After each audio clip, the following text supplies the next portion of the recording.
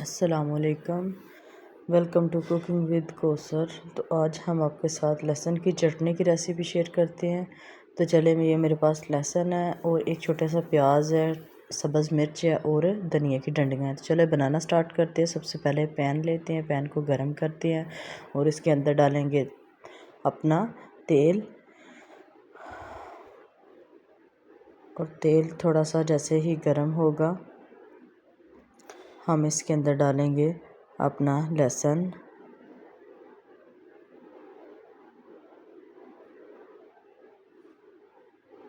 लहसुन को हमने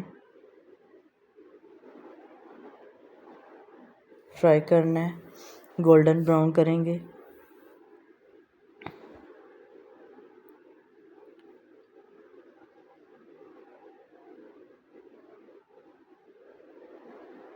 हल्का हल्का सा इसको जैसे जैसे हम इसको हिलाते जाएंगे ये बड़ी जल्दी हो जाता है गोल्डन। तो चलिए जी इसको निकाल लेते हैं। एक प्लेट में लहदा निकालेंगे और इसको ठंडा होने देंगे। बाकी इसका दूसरा मसाला तैयार कर लेते हैं। तो चलिए देखिए क्या बनाते हैं हम, मसाला कैसे तैयार करते हैं। छोटी सी प्याज है, उसको काट के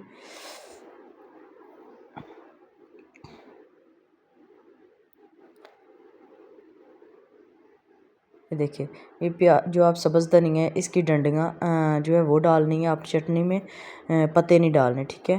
तो ऑयल जो हम जिसमें लहसुन हमने फ्राई किया उसी ऑयल के अंदर हमने थोड़ा सा ज़ीरा डाला है और उसको रोस्ट कर लिया और छोटा प्याज जो कटिंग की है वही उसके अंदर डाल के उसको हल्का सा ब्राउन करेंगे और हल्का सा करना और नमक और अपनी दड़ा मिर्च डाल लेंगे।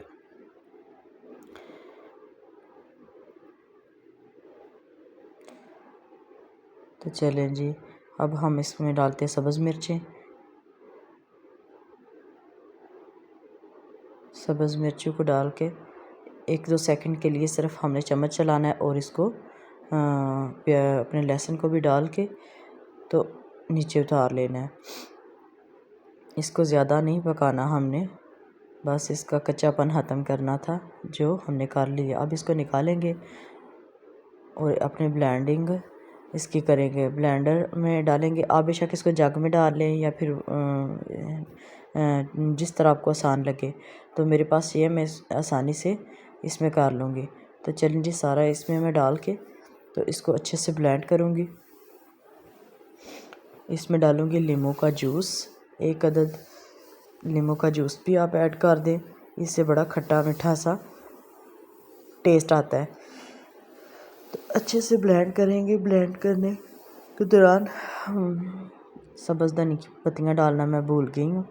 अब इसमें डालूँगी सब्ज़ धनिया की पत्तियाँ, आप पहले ही डाल लें, ज़्यादा अच्छे से ब्लेंड हो जाएंगी। तो चलें जी इनको भी डाल के हम अब इसको कर लेते हैं ब्लेंड और आपको दिखाते हैं कि ये हमारी चटनी कैसी बनी है।